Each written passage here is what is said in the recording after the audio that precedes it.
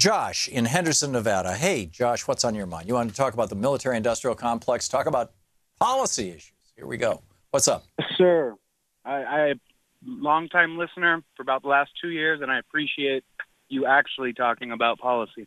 Thank you. I'm a U.S. Army veteran, did 2 tours in Iraq, and I think we really need to keep the conversation going about the military-industrial complex and how we were warned. I think if you look at the People's Platform and all the issues that you discuss daily, the military-industrial complex is really at the heart of it. I was a retention NCO for 2 years, and every soldier that came into my unit, the majority of the reason they joined, other than serving their country, was they wanted an education, and they knew that they were going to have health care coverage while they were in. While those are still the 2 largest incentives to join the military, we're not going to have a draft again, and people aren't going to pay attention to what we're doing around the world. It's why I went to Iraq, because the vast majority of Americans are not connected to our foreign policy anymore. And it's just so plain to see how it's all connected to the military-industrial complex, in my opinion. So, Josh, let me take this to the next step, this logical aha I just got listening to you.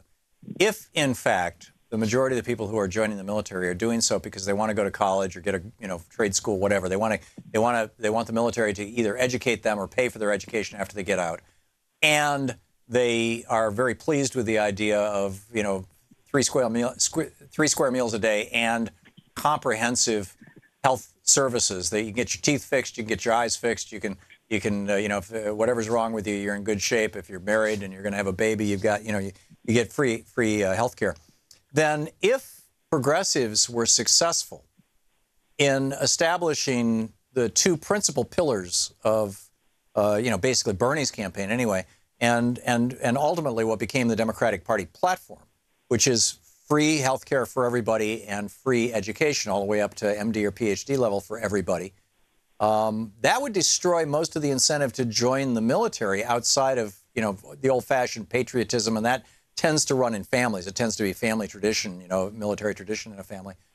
And that might throw us back into a situation where we'd need a draft if we were going to continue all these military occupations around the world, which then might cause us to say, hey, wait a minute, why are we occupying all these countries? Am I starting to make sense here?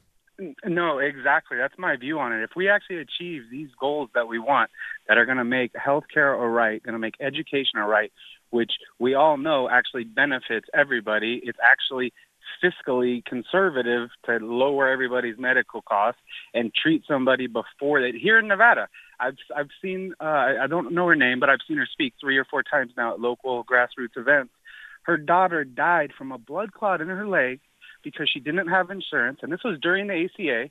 She was divorced, going to school, couldn't be on her parents' insurance because she had just been divorced, went to the emergency room, was basically turned away illegally when it would have been a $300 to $600 scan to find a blood clot in her leg, gets on a plane to go fly to see some family members the next day, throws the pulmonary embolism, ends up having over $500,000 in medical bills before they end up having to pull the plug. I mean, it's just common sense stuff. And yes, I do think if we get these incentives in there, people, it's all connected, and it's all connected to the military-industrial complex. Where is the vast majority of our tax money going?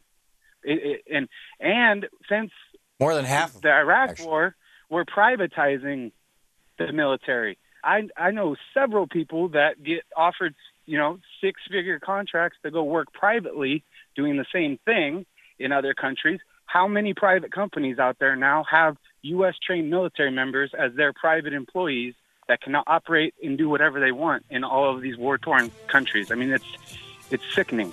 Yeah, it's a badly twisted and distorted system that Dwight Eisenhower did warn us about in January of 1961. You're spot on, Josh. And, thanks for sharing your insights. I personally thank you for sharing your insights. I just got this huge aha, from what you said. It's absolutely brilliant. Josh, thank you for the call. Thanks for listening to us on Sirius XM. I really appreciate it. We'll be right back.